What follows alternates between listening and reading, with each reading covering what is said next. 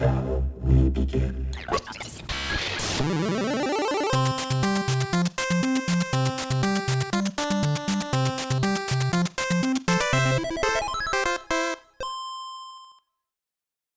Now, before the pandemic, we were working on an album called The Atlantean Emerald. But some of the tunes we had written for that one were cut because they didn't quite fit the vibe. So when pandemic hit, we decided, hey, these tunes, they're pretty cool tunes. They may not fit that one, but if we write a couple more along these lines, it might make a pretty interesting album.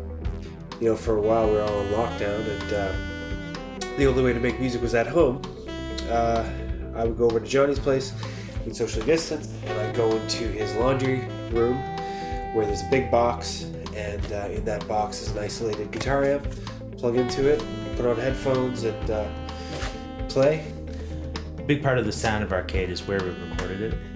In my experience, I was out on the East Coast in Nova Scotia, just outside New Glasgow. My parents had this cottage there with a side bunkie.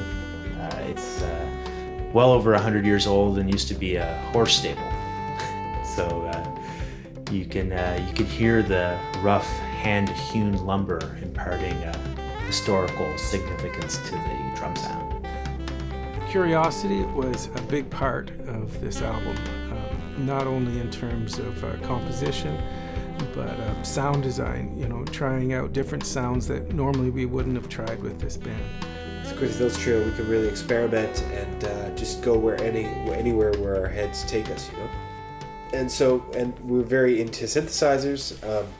You know, started with the bass pedal synthesizers.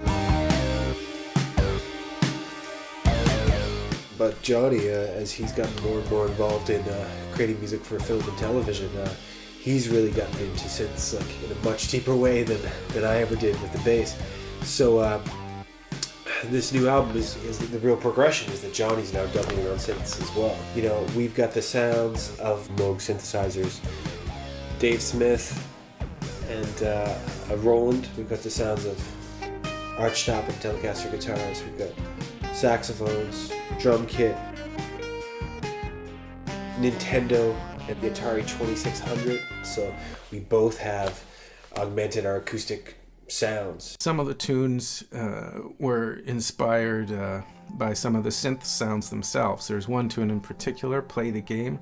I remember one day I was practicing saxophone and getting a bit frustrated, so I reached over, started messing around with one of the synths on my desk, and the patch that was just loaded up was just really interesting, and just messed around with that and played my sax and keyboard and came up with the idea for the chorus for Play the Game.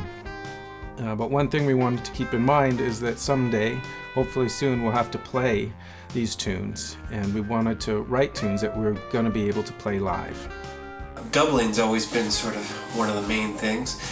I play the bass pedal as well, playing the guitar at the same time. And Johnny used to play two horns at the same time, like Roland Kirk. But now that we've been getting into synthesizers, Johnny's been playing synthesizer while playing horn at the same time.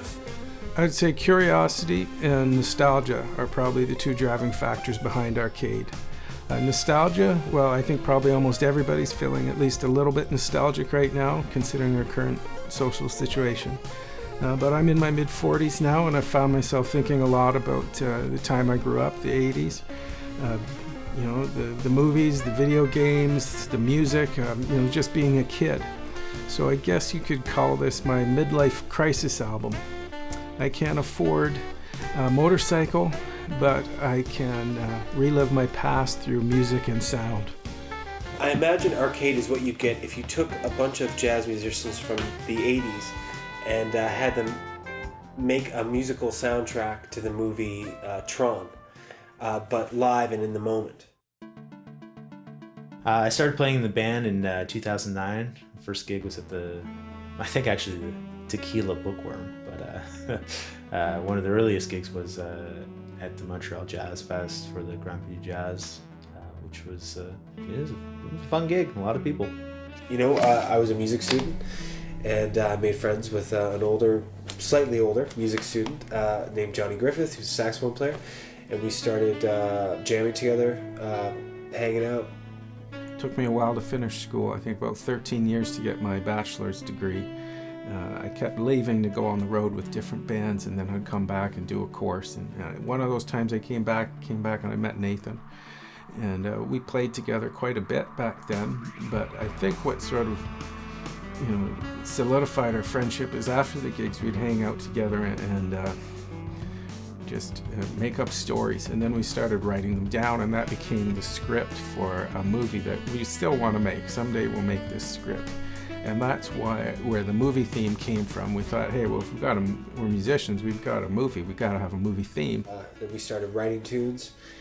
We started this project, that we've just gotten a lot of satisfaction and enjoyment from over the years, and really nice to be still doing it.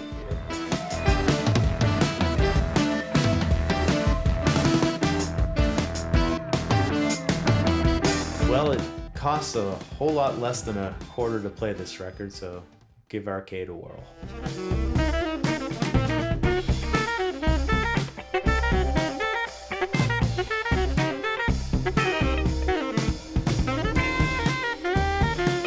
GHT is the band in which we can experiment and not be afraid to try out crazy ideas, but most importantly, have fun.